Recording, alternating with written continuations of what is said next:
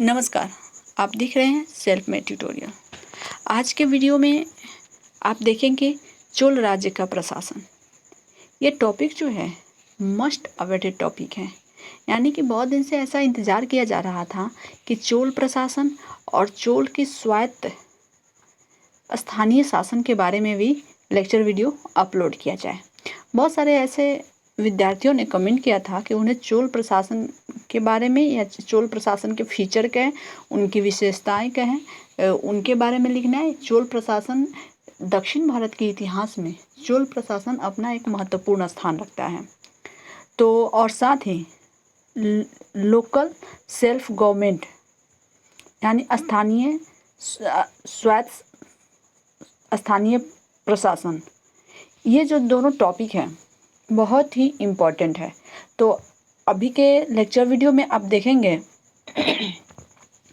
चोल प्रशासन की विशेषताएं, और नेक्स्ट वीडियो जो मैं लेकर आऊँगी उसमें होगा स्थानीय स्वायत्त स्थानीय प्रशासन।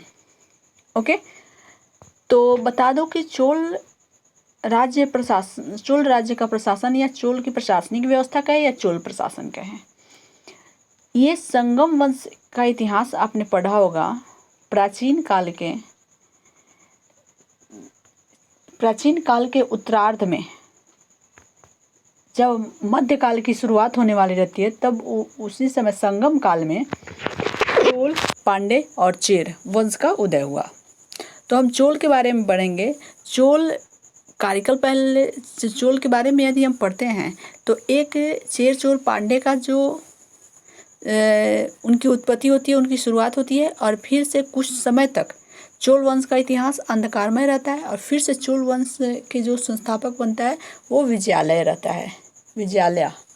ओके, तो हम उनके उत्तराधिकारियों के बारे में या चोल प्रशासन के जो शासक हुए उनके बारे में बाद में बात करेंगे। ओके, उसके लिए मैं एक स्पेशल वीडियो लेकर आऊँगी, और लेकिन आज के वीडियो में हम चोल की प्रशासनिक व्यवस्था के बारे में बात करेंगे।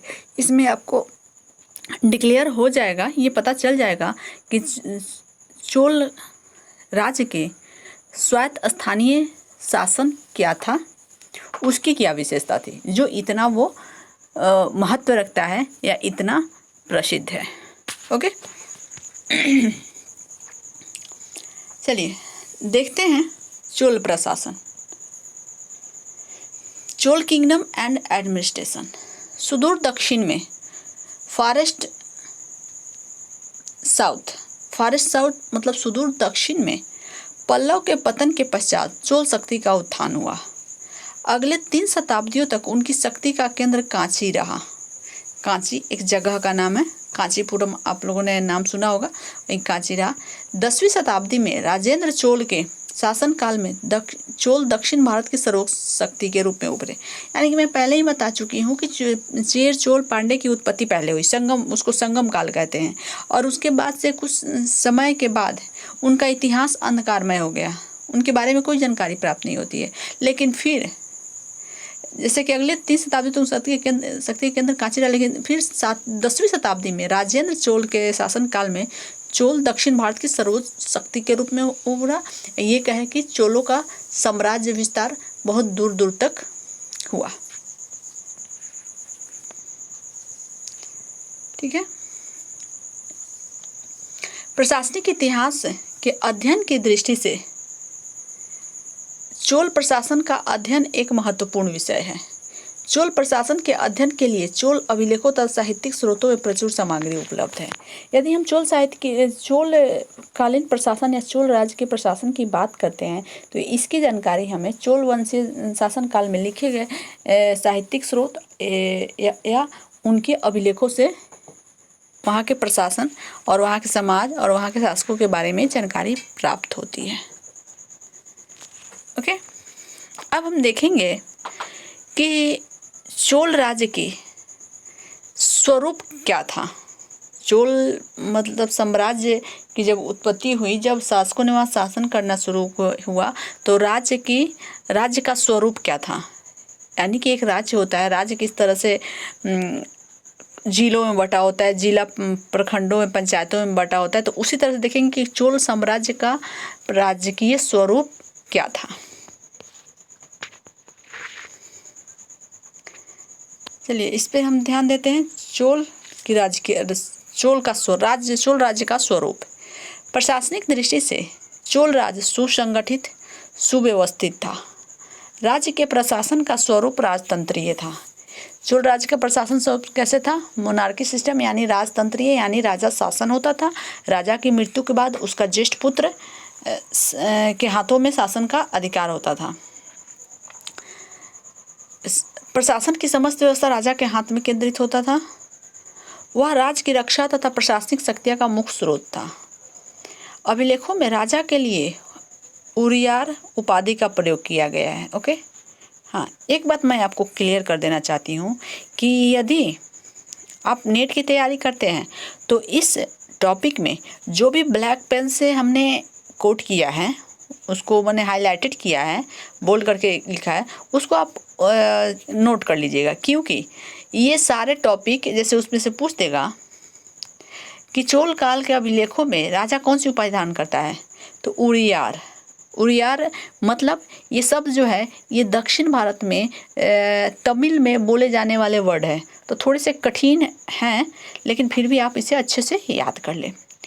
अगर आप नेट की तैयारी नहीं करते हैं, हिस्ट्री ऑनर्स के विद्यार्थी हैं, तो प्राचीन काल के हिस्ट्री में प्राचीन भारतीय इतिहास के अंतर्गत, दक्षिण के इतिहास के अंतर्गत आप चोलों की प्रशासनिक व्यवस्था के रूप में यदि एक टॉपिक आएगा, एक प्रश्न आएगा कि चोलों की प्रशासनिक व्यवस्था के बारे में लिखे, तो आप ये नोट्स के रूप में पूरे बहुत ही अच्छे ढंग से लिखा हुआ है।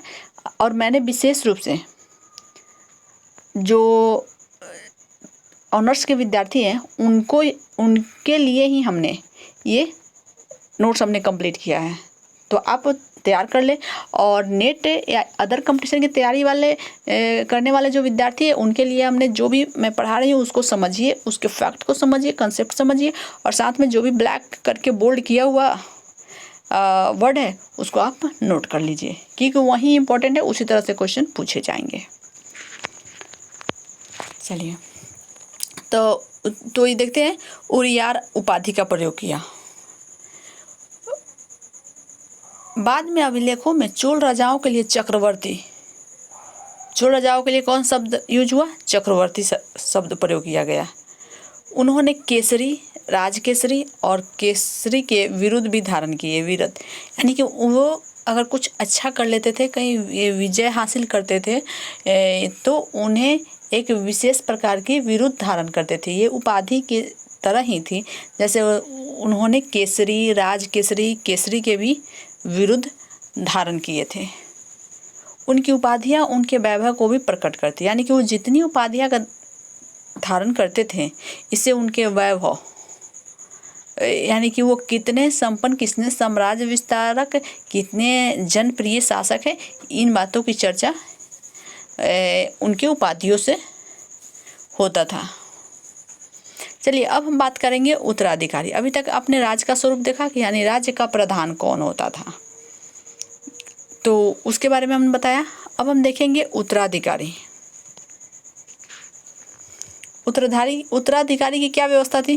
पहले भी मैं इसका जिक्र कर चुकी हूँ कि उत्तराधिकारी की क्या व्यवस्था थी। चोल काल में राजपद वंशानुगत था, यानी कि राजपद ऐसा नहीं था कि लोकतांत्रिक या गणतांत्रिक नहीं था। उस समय वंशानुगत था, यानी राजा के मृत्यु के बाद राजा का ज्येष्ठ पुत्र राजा होता था, और समानता देखा गया ज्येष्ठ पुत्र होता था, लेकिन राजपद के लिए योग्यता पर भी विचार किया जाता था। ऐसे तो हमने कहा कि उत्तराधिकारी का जो स्वरूप था वो था कि ज्येष्ठ पुत्र राजा होता था, लेकिन इसके बावजूद राजा बनने के लिए योग्यता पर भी विचार किया जाता था। चोल राजवंश में उत्तराधिकार के लिए संघर्ष होने के भी उदाहरण प्राप्त हुए, और अंततः योग्य व्यक्ति को ही सिंहासन प्राप्त हुआ है। अब ऐसा नहीं है कि ज्येष्ठ पुत्र राजा होता था, तो ऐसा नहीं कि ज्येष्ठ पुत्र मूर्ख भी हो तो राजा हो जाए। हमेशा देखा गया है कि चोल साम्राज्य में योग्य व्यक्ति ही राजा बना है, और कभी कभी उत्तराधिकारी को लेकर संघर्ष भी हुआ है, लेकिन योग्य व्यक्ति को ही सिंहासन प्राप्त हुआ है। उत्तराधिकार के लिए युद्ध न हो, इसके लिए चोल सम्राट अपने जीवन काल में ही अपने उत्तराधिकारियों को प्रशासन से संयुक्त कर लेते थे। यही कारण है कि चोल इतिहास में उत्तराधिकार के युद्ध प्राय नहीं के बराबर हुए हैं। ये बात आप समझ रहे हैं।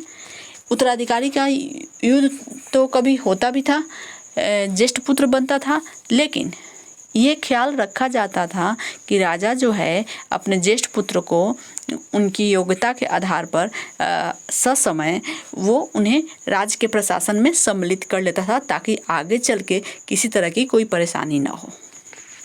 ओके, अब आप सोचते होंगे कि यदि आपने मुगल प्रशासन पढ़ा होगा तो जिस तरह से उत्तराधिकार को लेकर पिता पुत्र में, भाई भाई में जिस तरह से खून खराबे होते थे, उस तरह की परिस्थितियां चोल साम्राज्य में नहीं थी। चलिए अब हम देखें, अभी तक हमने देखा राज्य का स्वरूप, राजा मुख्य होता था, उसकी बातें कानून होती थी, सर्वे सर्वा होता था, राज्य की सर्वोच्च शक्ति उसके हाथों में केंद्रित होती थी, वो सभी विभागों का प्रधान होता था, यानी कि मोनार्की सिस्टम था। फिर आपने देखा उत्तराधिकार की व्यवस्था। अभी हम देखेंगे केंद्रीय शासन। केंद्रीय शासन, अब राज्य के यानी प्रशासन जो टॉपिक है, टॉपिक क्या है? चोल प्रशासन।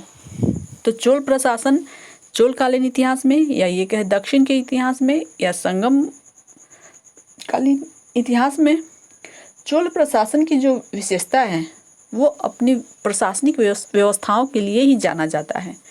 तो प्रशासन की बात आती है तो ये बात सबसे पहले आती है कि केंद्रीय शासन, केंद्र में शासन को संभालने के लिए क्या व्यवस्था थी। तो चलिए स्टार्ट करते हैं। राजा प्रशासन का सर्वप्रमुख होता था। राजाओं और रानियों की मूर्तियों को मंदिर में प्रतिष्ठित किए जाने से यह पता चलता है कि राजा को दैवी गुणों से संपन्न माना जाता था। यानी कि राजा प्रशासन का प्रमुख तो होता था, लेकिन राजा और रानियों की मूर्तियों को मंदिरों में पूजा जाता था। और इससे क्या पता चलता है कि राजा दैवी गुणों से संपन्न माना जाता था। राजा अपनी मौखिक आज्ञाएं मतलब ओरल ऑर्डर, ओरल ऑर्डर मतलब जो बोल के, जो लिखित ना करके बोल के जो ऑर्डर देता था उसको क्या कहा जाता था? तिरुवात केल्वी, याद कर लीजिएगा। यानी राजा अपनी मौखिक आज्ञाएं या राजा अपनी तिरुवात केल्वी अपने राजकीय सचिव ओले नायक को देते थे। चोल प्रशासन में सचिव को क्या कहा जाता था? ओले नायक, याद कर लीजिएगा। आपका ऑब्जेक्टिव में पूछ सकता है, यदि आप नेट की तैयारी करते हैं तो नेट के एग्जाम में भी पूछ सकता है कि चोल प्रशासन में सचिव को किस नाम से जाना जाता था? ओले नायक। सचिव राजा की आज्ञाओं को लिख लेते थे। एक अन्य अधिकारी पेरुंद्रम, या ये भी कहें कि चोल काल में उच्च अधिकारी को, वरिष्ठ अधिकारी को क्या कहा जाता था? तो पेरुंद्रम कहा जाता था। तो आज्ञाओं के क्रियान्वयन की व्यवस्था करता और संबंधित अधिकारियों को भेजता था। इस आज्ञाओं को स्थानीय शासन रजिस्टरों में लिखकर सुरक्षित रखते थे। चोल प्रशासन में मंत्रिपरिषद का उल्लेख नहीं मिलता है, लेकिन राजा की प्रशासनिक कार्यों में सहायता करने के लिए अनेक अधिकारी होते हैं। तो यहाँ पे लिखता क्या है कि राजा मौखिक आज्ञाएं जारी तो करता था और उसके सचिव को यानी ओले नायक को दे दिया जाता। सचिव राजा की आज्ञाओं को लिख लेते थे और एक पेरुंद्रम जो वरिष्ठ अधिकारी होता था आज्ञाओं के क्रियान्वयन की व्यवस्था करता था। वरिष्ठ, या एक बात नोट कर लीजिएगा कि चोल काल की प्रशासनिक व्यवस्था में वरिष्ठ अधिकारी को यानी बड़े ऑफिसर्स को पेरुंद्रम और छोटे ऑफिसर्स को शेरुंद्रम कहा जाता है। चलिए, चोल प्रशासन में मंत्रिपरिषद को लेते हैं। जिस तरह से मंत्रिपरिषद होता है और विभागों के अलग अलग मंत्री होते थे, लेकिन चोल काल में ऐसा नहीं था। लेकिन राजा की प्रशासनिक कार्यों में सहायता करने के लिए अनेक अधिकारी होते थे।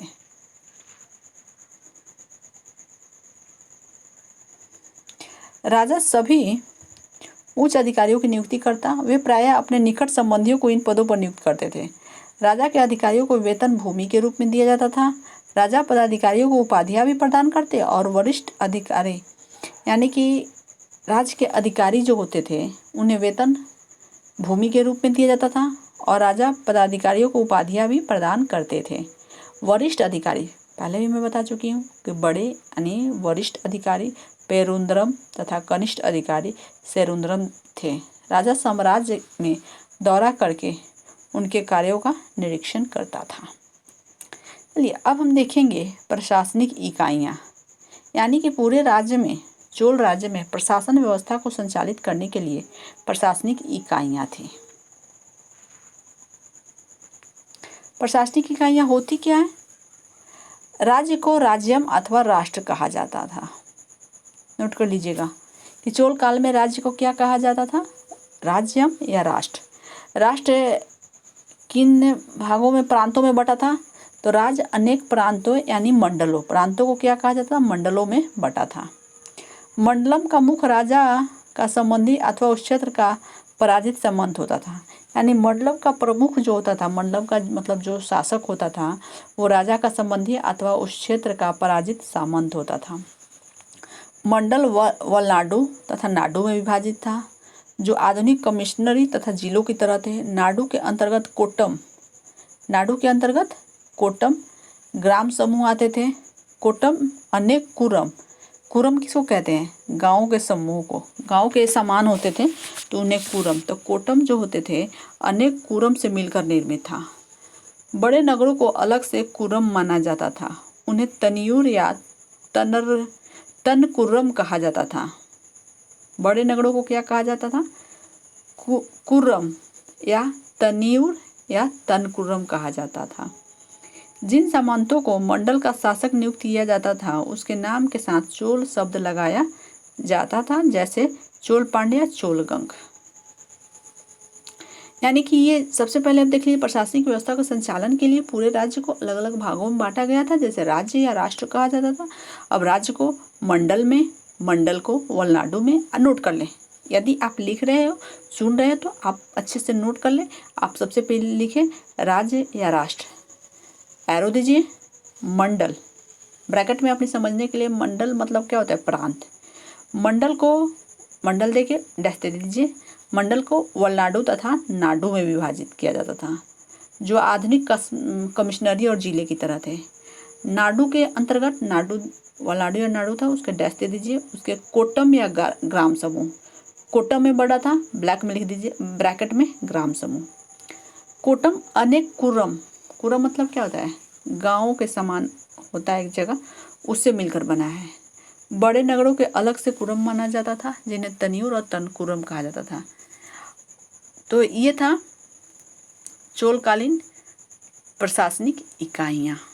अब यहाँ संचालन, इनके बीच शासन का संचालन कैसे होता था, इनकी प्रशासन को किस तरह से संचालित किया जाता था, इसकी चर्चा हम करेंगे। राज्य के कर्मचारी, देखिए इसमें जो भी ब्लैक कलर से बोल्ड किया हुआ है बहुत ही इम्पोर्टेंट है, और आप इसे नोट कर लें, क्योंकि इसी तरह के क्वेश्चन पूछ जाते हैं कि इनको क्या कहा जाता है, इनका क्या अर्थ होता है, इनका कार्य क्या होता है। तो राज्य के कर्मचारियों को उल्लेख किया कि कोई भी प्रशासन चलाने के लिए राज्य के विभागीय अधिकारी और कर्मचारियों की महत्वपूर्ण भूमिका होती है। चोल अभिलेखों में उड्डन कुटम का उल्लेख मिलता है। कुछ विद्वानों ने इन्हें मंत्री परिषद माना, जो राजा का परामर्श देने का कार्य करती थी, लेकिन प्रोफेसर नीलकंठ शास्त्री का कहना है कि यह कार्यकारी अधिकारियों की संस्था थी, जो सम्राट के निकट संपर्क में रहती थी। ये कौन कार्यकारी अधिकारियों की संस्था थी? उड्डन कुटम। चोल अधिकारियों के लिए दो शब्दों का प्रयोग मिलता है। चोल अधिकारी को दो शब्द, करुमिगल और पेनीमकल। कुछ अभिलेखों में सचिव और आज्ञापति का उल्लेख मिलता है, जो केंद्र सरकार में उच्च अधिकारी थे। मंडल और नाडु के अन्य अधिकारी इस प्रकार थे। अब मंडल और नाडु के अन्य अधिकारियों का भी जिक्र किया गया है, जैसे नाडु विरुक्कई, ओले नायगम, उत्तर मंत्री वीरपयोटगम। ओके, तो ये अधिकारियों का नाम है। वस्तुतः चोल प्रशासन अत्यंत विस्तृत, संगठित, व्यवस्थित था। इसमें विभिन्न श्रेणियों के अधिकारी थे। ये मुख्य रूप से वरिष्ठ और कनिष्ठ में, यानी पेरुंद्रम और सेरुंद्रम में विभाजित है, याद कर लीजिएगा। अब देखते हैं सैन्य प्रशासन। सैन्य प्रशासन को किस तरह से कितने भागों में बांटा गया था। चोल की सेना विशाल, शक्तिशाली तथा पारंगत थी।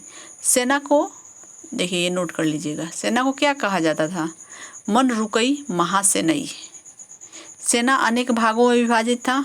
अब इनके जो विभाग की चर्चा हम लोग करेंगे, देखेंगे कि उन विभागों में या उनके अधिकारियों को किस नाम से जाना जाता।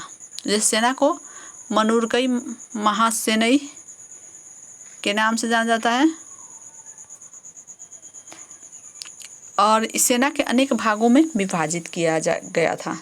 चुने हुए धनुर्धर का भाग विल्लीगल, इनको विल्लीगल किसे कहते हैं, चुने हुए धनुर्धरों को। स्थल असिधारी पदाति वडपेरम कैकोलकर, वडपेरम कैकोलकर।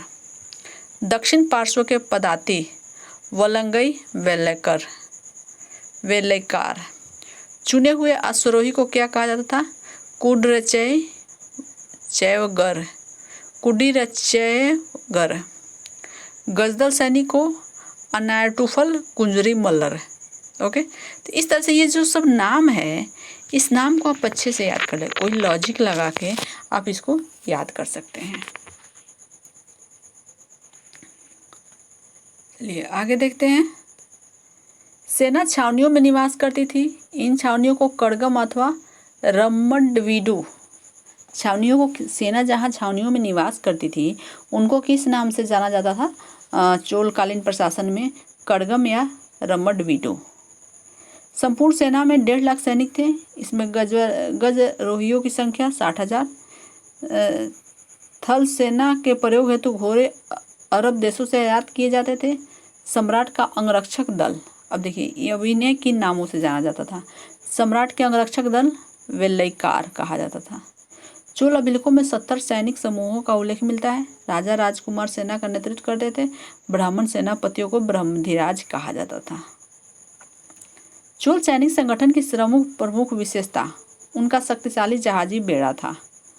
मालाबार कोरमंडल तट पर चोल शासक के बंदरगाह थे। लंका तथा श्री विजय राज्यों को उन्होंने विजित किया था। ओके, चलिए आगे बढ़ते हैं। राजस्व प्रशासन की क्या व्यवस्था थी चोल काल में या चोल प्रशासन में। राजस्व प्रशासन, चोल प्रशासन में आय का मुख्य स्रोत भूमि कर था, जो उपज का 3/4 भाग होता था। प्राकृतिक विपत्ति की स्थिति में करों में छूट दी जाती थी। कर लगाने तथा संग्रह का कार्य ग्राम सभा द्वारा किया जाता था। कर का नगद अथवा अनाज के रूप में भुगतान किया जाता था। अन्न का मान कलम था। अन्न का मान क्या था, कलम, ये आप नोट कर लीजिए। सोने की मुद्रा को कस्सू कहा जाता था।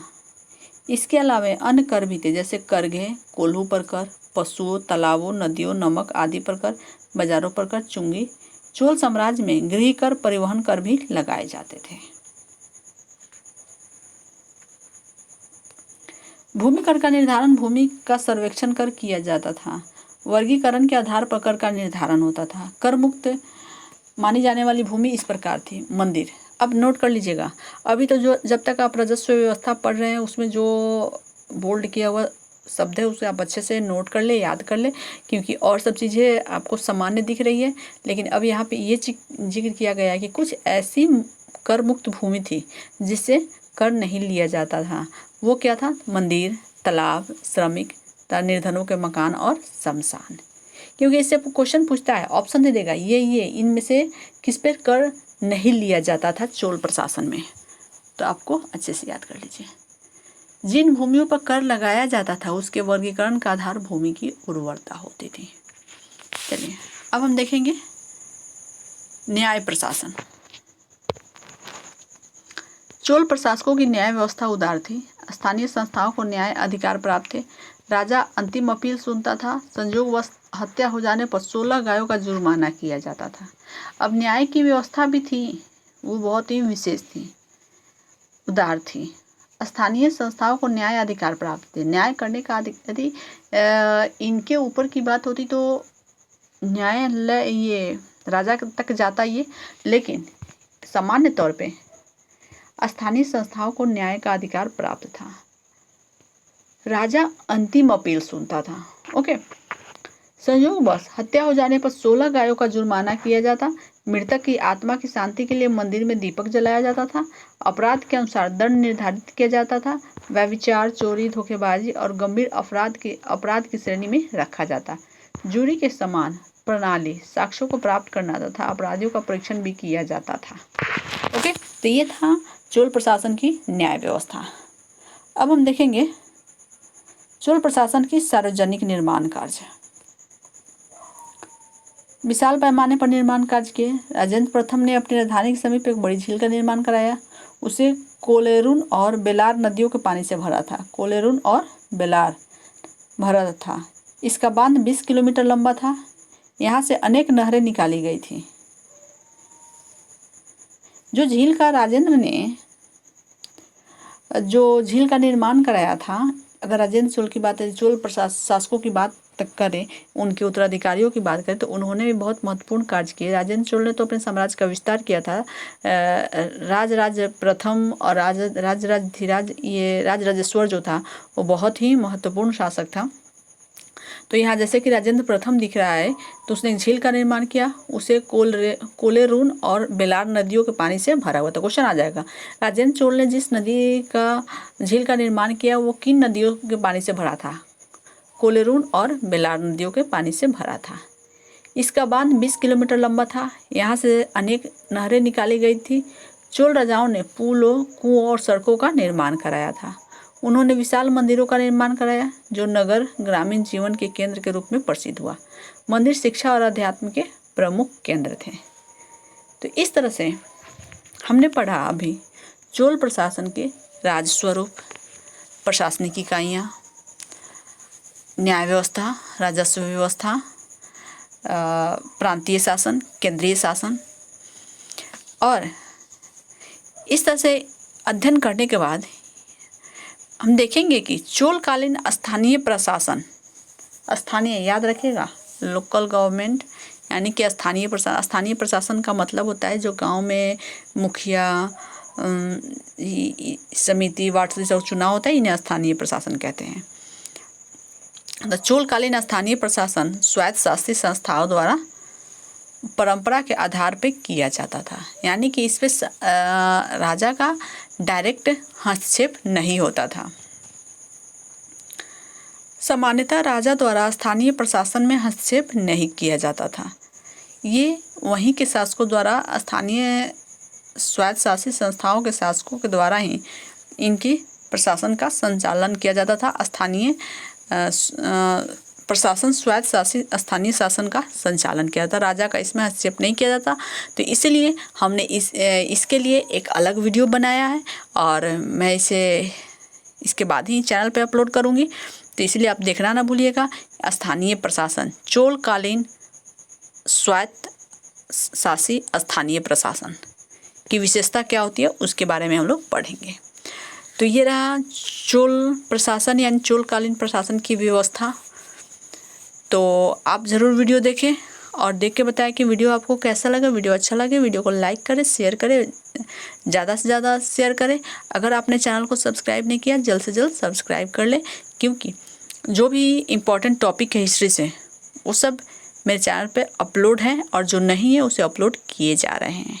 ओके, तो आप देखिए और पढ़िए। हम फिर मिलते हैं एक नए वीडियो के साथ। धन्यवाद।